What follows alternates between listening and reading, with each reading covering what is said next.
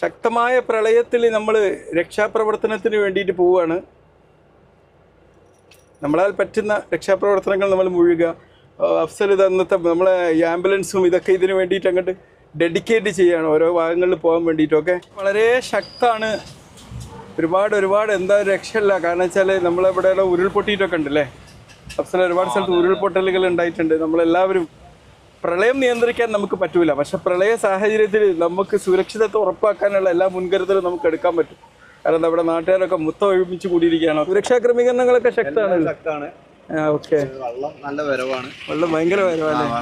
നമ്മളൊരു പഴയ പ്രളയത്തിന്റെ ഒരു ഓർമ്മ ഉണ്ടല്ലോ പിന്നെ അല്ലേ? ഇവിടെ നല്ല സജീവമായിട്ടില്ലായിരുന്നു, ആൾക്കാർക്കൊന്നും നാശനഷ്ടങ്ങളൊന്നും ഇല്ലാതെ. കാരണം ഒരു ആശങ്കയാണ്. ഇന്നലൊക്കെ നമ്മളൊക്കെ എല്ലാവരും ആശങ്കയിലാണ്, ഇന്നലെ തൊട്ട് ആശങ്കയിലാണ്. ഇതിലെടുക്കുന്നു.